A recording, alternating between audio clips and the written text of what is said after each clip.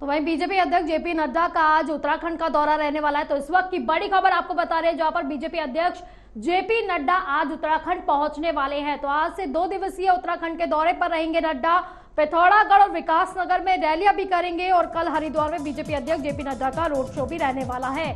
तो बीजेपी के राष्ट्रीय अध्यक्ष जेपी नड्डा गुरुवार को उत्तराखंड के 2 दिवसीय दौरे पर आ रहे हैं। आज वो पिथौरागढ़ और विकासनगर में बीजेपी प्रत्याशियों के समर्थन में सभाओं को संबोधित करेंगे।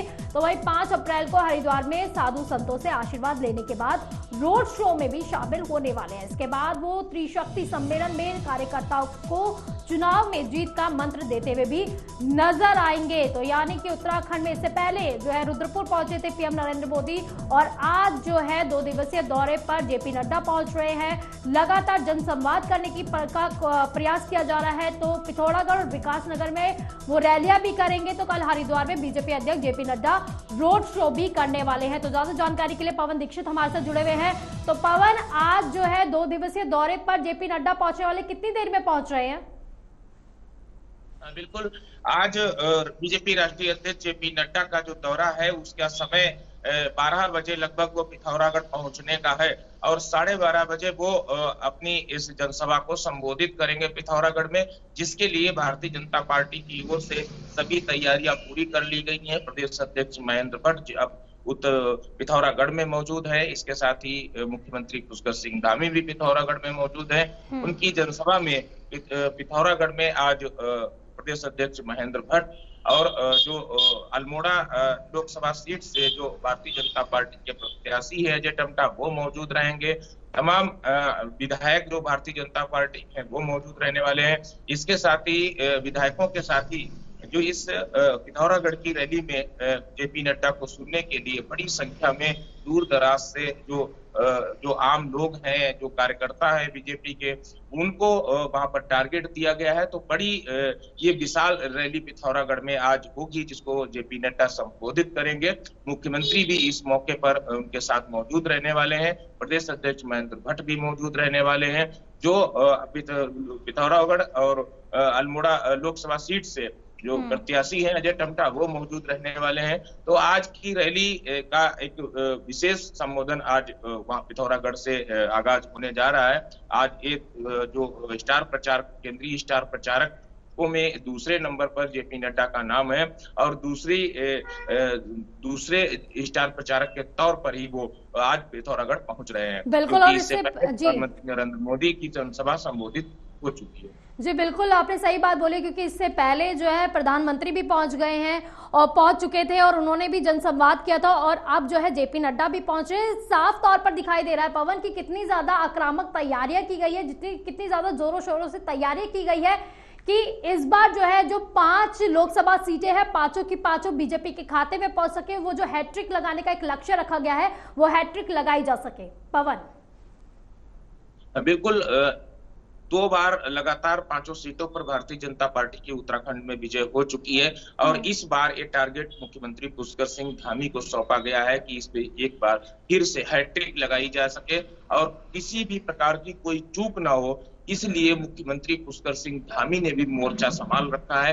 प्रतिदिन मुख्यमंत्री पुष्कर सिंह धामी प्रदेश की इन 5 सीटों में से किसी न किसी सीट पर 2 से 3 रैलियां और रोड शो करके जनता को प्रभावित करने का काम कर रहे हैं, जनता से संपर्क करने की कोशिश कर रहे हैं। इसके साथ ही अन्य जो प्रदेश स्तरीय जो स्टार प्रचारक बनाए गए हैं, उन सभी मंत्री, सभी विधायक, सभी पदाधिकारियों की अलग जिम्मेदारी तय की गई है। इस जिम्मेदारी के तहत ही लगातार जो चुनाव प्रचार है वो तेज हो रहा है। आज जेपी नड्डा का ये दौरा काफी अहम है और इसमें भी मुख्यमंत्री पुष्कर सिंह धामी, प्रदेश अध्यक्ष महेंद्र भट्ट मौजूद रहने वाले हैं। जहां मुख्यमंत्री पुष्कर सिंह धामी केंद्र सरकार की और राज्य सरकार की उपलब्धियों का बखान करेंगे, तो वहीं भारतीय जनता पार्टी के राष्ट्रीय अध्यक्ष जेपी नड्डा संगठन स्तर पर अपनी जनता को अपने एजेंडे के बारे में बताएं।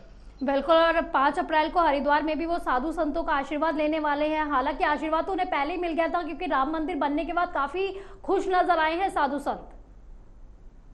हाँ बिल्कुल, जेपी नड्डा का ये 2 दिवसीय जो दौरा है उसमें आज सबसे पहले वो पिथौरागढ़ पहुंचने वाले हैं। पिथौरागढ़ में वो जनसभा को संबोधित करेंगे और उसके बाद में वो टिहरी लोकसभा क्षेत्र कि विकास नगर सीट पर माला राज्यलक्ष्मी शाह के लिए प्रचार करेंगे और वहां पर एक जनसभा को संबोधित करेंगे।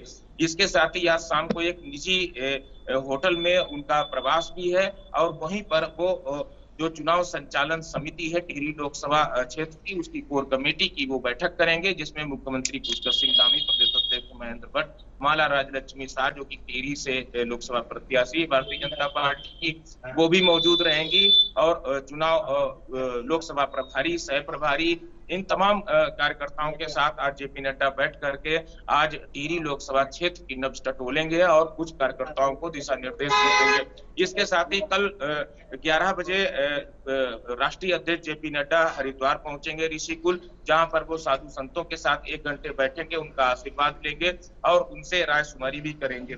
इसके बाद ही वो एक बड़ी रैली हरिद्वार में निकाली जाएगी, रोड शो में वो शिरकत करेंगे। उस रोड शो की जो स्थान है वो भी तय कर लिया गया है।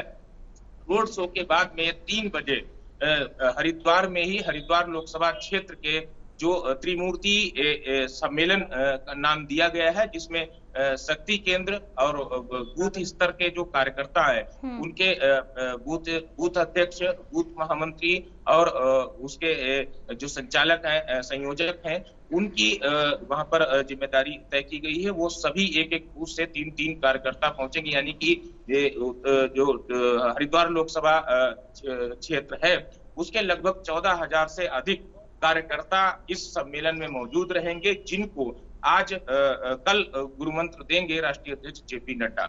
जी पवन, क्योंकि जिस तरह से रैलियां लगातार निकाली जा रही है, स्टार प्रचारक के तौर पर बड़े बड़े चेहरे उत्तराखंड में पहुंच रहे, जन संवाद करने का प्रयास कर रहे हैं, जनता तक अपनी जन कल्याणकारी योजनाओं को पहुंचाने का प्रयास कर रहे हैं, ये सारी चीजें तो दिखाई दे रही है। यानी कि हैट्रिक लगाते हुए जो है एक लक्ष्य जो रखा गया उसको लेकर एग्रेसिव तौर पर जितनी तैयारी है वो देखी जा रही है ग्राउंड पर बीजेपी की। लेकिन जब आप जनता के बीच में पहुंचते, क्योंकि जनता से आपकी बातचीत भी चल रही होगी, कि क्या ऐसा लगता है कि कई ऐसे मुद्दे हैं जिसको लेकर बीजेपी बैकफुट पर आ सकती है?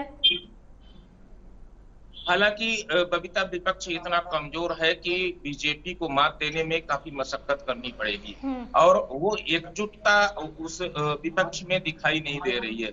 वहीं भारतीय जनता पार्टी की जो तैयारियां हैं वो जोर शोर से, तैयारियों में कोई कसर ना हो इसके लिए लगातार मॉनिटरिंग भी हो रही है।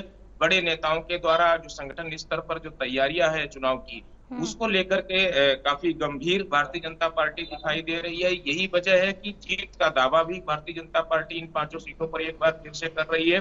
जीत का दावा ही नहीं, बल्कि भारतीय जनता पार्टी का लक्ष्य ये है कि पिछली बार से अधिक मत कैसे हासिल किए जाए, 50% से अधिक मत कैसे हासिल किए जाए। इसके लिए भी सभी विधानसभा जो सदस्य हैं, जो यानी कि विधायक हैं, उन सभी को अपनी अपनी विधानसभा की जिम्मेदारी सौंपी गई है, संयोजक बनाया गया है और सभी विधायकों को साफ तौर पर यह निर्देशित भी किया गया है कि अपनी अपनी विधानसभा के प्रत्येक बूथ पर जीत हासिल करनी है। प्रत्येक पन्ना प्रमुख की यह जिम्मेदारी तय की गई है। जिस पन्ने में उनका नाम होगा उस पन्ने के सभी वोटों को वो अच्छे से बूथ तक पहुंचाएं और भारतीय जनता पार्टी के मतदान के लिए प्रेरित करें। तो ये तमाम तैयारियां बूथ से लेकर के पन्ना प्रमुख तक की भारतीय जनता पार्टी के स्तर पर की गई हैं। यही वजह है कि मत प्रतिशत कैसे बढ़े। जीत को लेकर के भारतीय जनता पार्टी इसलिए भी अस्वस्थ है क्योंकि जिस तरह से मुख्यमंत्री पुष्कर सिंह धामी के द्वारा उत्तराखंड के विकास कार्यों को आगे बढ़ाया गया है, वहीं केंद्र सरकार की ऐसी तमाम योजनाएं हैं जिनको जनता तक सीधा कार्यकर्ताओं के द्वारा पहुंचाया जा रहा है और उसको भुनाने की भारतीय जनता पार्टी कोशिश कर रही है। वहीं अगर विपक्ष की बात करें तो विपक्ष अपने विपक्ष की भूमिका में कहीं न कहीं पिछड़ता हुआ दिखाई दे रहा है। उनके जो वरिष्ठ नेता हैं वो आपस में उनका तालमेल नहीं मिल रहा है। जो मुद्दे उठाने चाहिए, जो जनहित के मुद्दे विपक्ष को उठाने चाहिए, जिससे भारतीय जनता पार्टी की घेराबंदी की जा सके, उस पे कहीं न कहीं वो अटकते हुए दिखाई दे रहे हैं। यही वजह है भारतीय जनता पार्टी को मजबूती मिल रही है और जो विपक्षी दल है वो कहीं न कहीं पिछड़ते हुए नजर आ रहा है। चलिए, बहुत बहुत शुक्रिया आपका इन तमाम जानकारी के लिए पवन।